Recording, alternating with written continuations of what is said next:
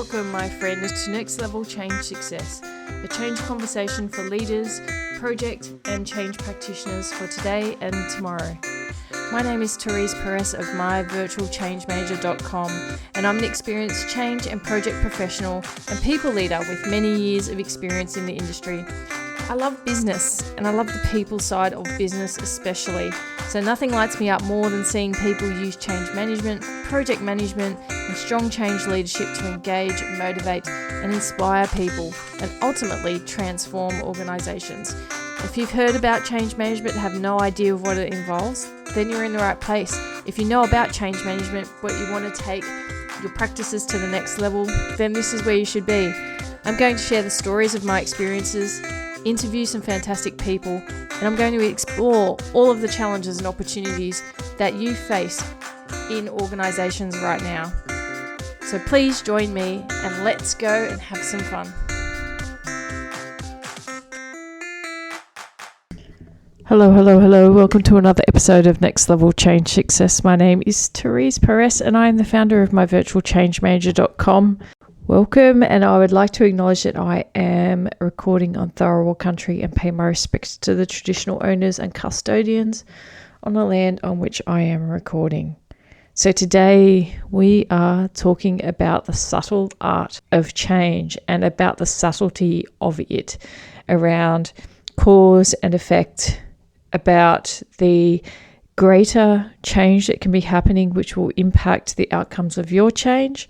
I'll cover a little bit about the change ecosystem because that is very relevant around this subtlety when it comes to change. And also we'll touch on this concept of the butterfly effect because I think it is very relevant around change and how it impacts outcomes, and sometimes outcomes or has impacts on areas of the organization or the ecosystem that it might even be outside your organization to which you may not have anticipated. And we're going to cover all of that today because there are subtleties to change. And the more change intelligent you are, the more you practice the art of change, change management, transformation, the more you deliver it, the more you're going to understand the way in which you can work with these subtleties to get better outcomes, to have better impact. So the first thing, let's talk about the butterfly effect. It is a movie, and I can't remember, pretty sure Ashton Kutcher's in it. Can't really remember the movie much, but the whole concept of a butterfly can flap its wings and it could be felt like a tsunami elsewhere. The concept of everything being connected in the world. That is what the butterfly effect is all about. And if you think about nature's ecosystems, then as I'm kind of looking out into my own beautiful backyard with butterflies around because it's spring, bees, had a swarm of bees out back yesterday. Thought, oh my gosh, do I have an issue here? What's going on? The movements of nature, how it works, and the impact of that. And nature shows us the connectedness of all things. Now, in organizations, it's no different. An organization is an ecosystem of processes, systems, people, tools, offerings, a whole bunch of things within an organization. And when you change something within that ecosystem, then there will be flow-on impact. Change management and the art of change is all about understanding those connection points, assessing them, and how to communicate to minimize that productivity gap that can happen if there's disruption. And if there's disruption to the point of breaking something, then you know that you haven't addressed appropriately this challenge in your organization around understanding that connection point and that subtle art of change across your organization. You also know that if you introduce change across some of these elements, you will see transformation as a result of the change you're bringing in. So this is why it's very, very important. And the more change intelligent you become as a leader, as a business leader, as a change practitioner, you will understand and collect all of those contact points, all of those stakeholder groups in the conversation, include more people in that conversation to ensure that there's a smoother transition and possibly a smoother transformation. So let's talk about some of these key elements. I want to break them down for you around the subtle art of change, the areas that you can focus on. I do encourage you to have a look at season 1, episode 6 in Next Level Change Success. Have a listen to that. It talks about the change ecosystem. And this came to the fore because through implementations throughout my career from a change perspective, I started to understand that there were some common threads and elements, those nodes of power in an organization through their function. And what I mean by that is that, say, communications, internal communications, external communications, your marketing community within an organization, that those people who conducted that function were quite critical around if there was a change coming through, you would have to engage those areas. You had to leverage and align to those areas, to which I was more than happy to do. However, I found that if there was a deficit or not such great capability, so if those structures weren't in place as effectively as they should be, then it was going to impact the change that I was trying to get through these systems. So there's this reliance from a change perspective on having these elements of an ecosystem performing. Now, if they're not performing, one of the things that you can do is supplement that function in the organization via your program that you're delivering. And I really would encourage that. If you're finding that actually the capability may not be there, or that function may be new to the organization, not as developed as you would like, and therefore it is better to actually supplement, bring in that right skill set via the program construct. Typically you have funding, you can get people who are a little bit more highly skilled in the market, maybe not, and then you can leverage that to have a better form and a better outcome when it comes to the change that you're introducing. So check out that episode because I talk about some of these key areas that you may need to supplement and support. So the ecosystem and the effect, the butterfly effect that it has on change and vice versa is really important to understand. And you will see as you're implementing change after change in an organization, some of these areas just may be recurring key points of failure where you might have to address it functionally within the organization to get better change outcomes, even for change that is quite subtle, that certain leaders may introduce. And let's talk about the subtlety of change, because change doesn't always have to take the form of big projects or big programs.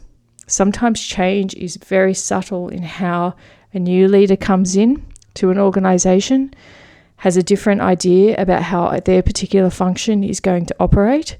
They're building the team on that basis. They've got their own concept of how that team will interact with other teams, because knowing in all organizations there's no team that is in a silo.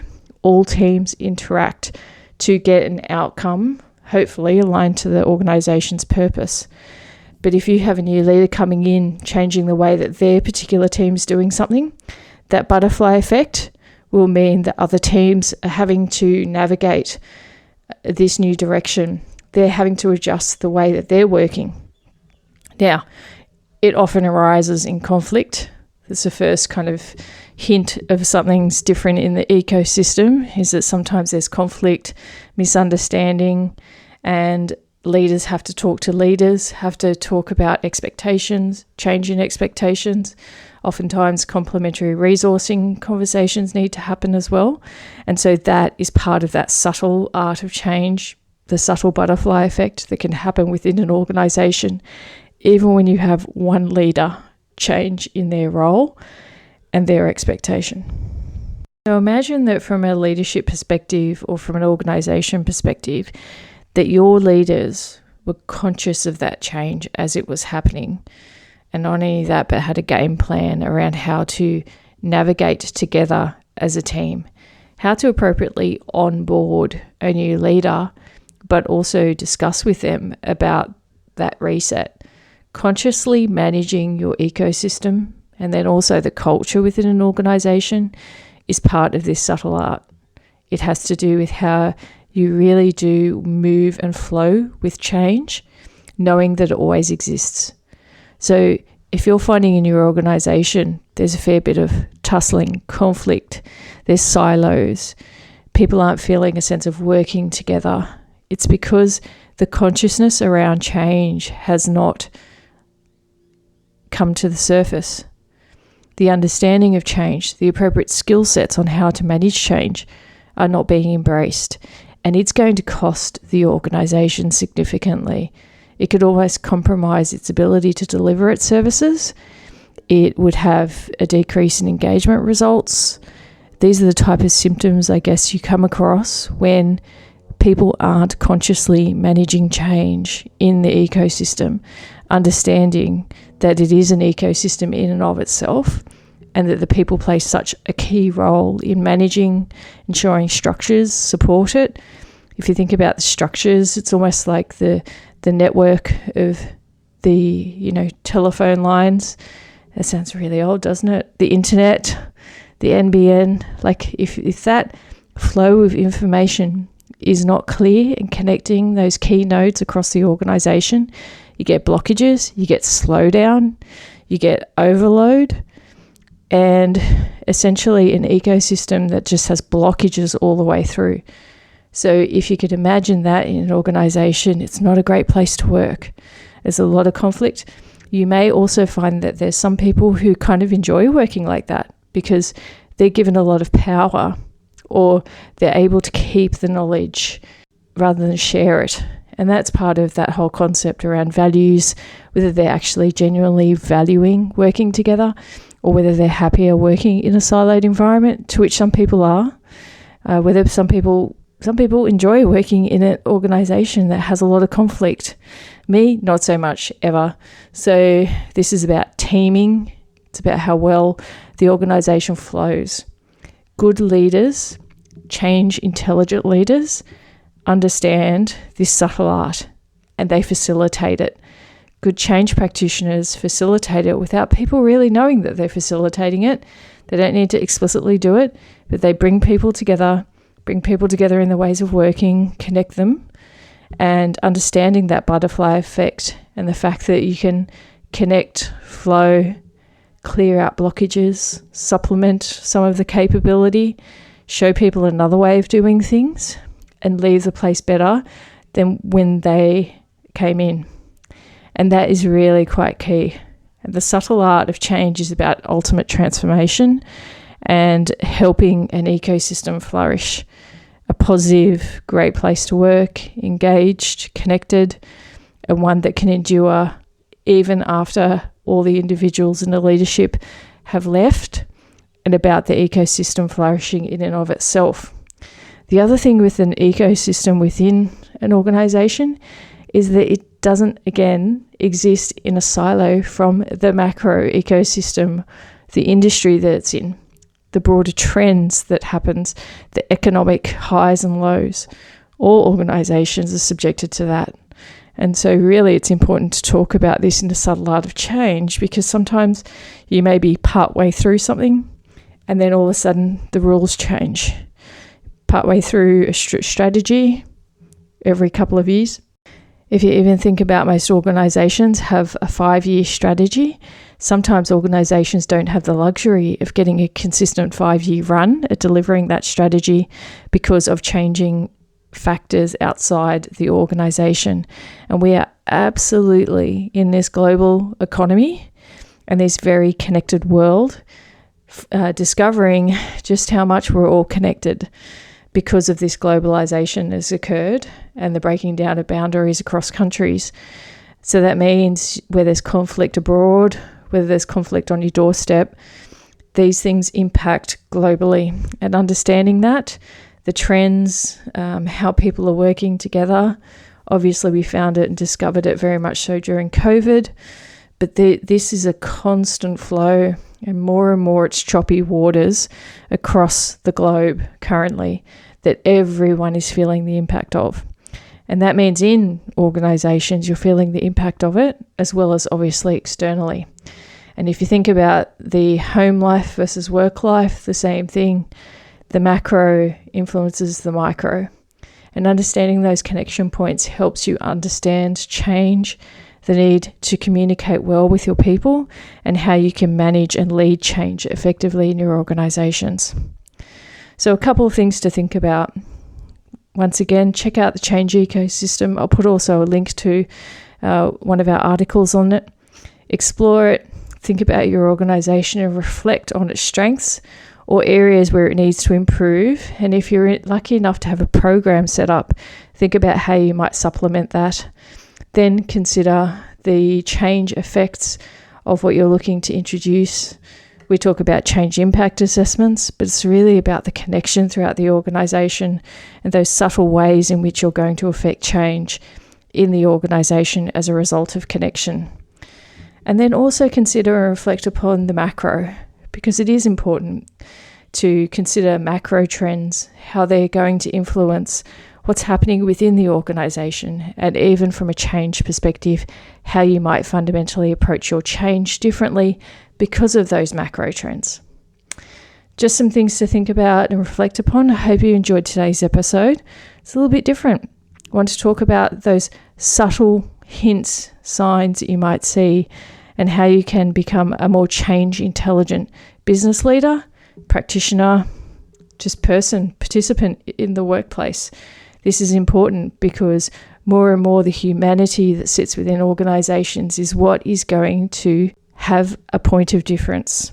It's what people are going to seek, is that sense of understanding, that raised level of consciousness, and the humanity that you might bring to your organisation, and the way you value your people, and the way that the organisation can actually thrive as a collective with that more intelligent conversation taking place. Have a great day. If you're finding Next Level Change Success interesting and of value, please recommend it. Please rate it. Please provide feedback. I welcome it, most certainly. If you have questions that you want me to cover, just reach out via myvirtualchangemanager.com. Come and explore what resources we have. And I hope you have a wonderful day. And remember, why does change matter? Because your people matter. Thanks for listening and have a wonderful day.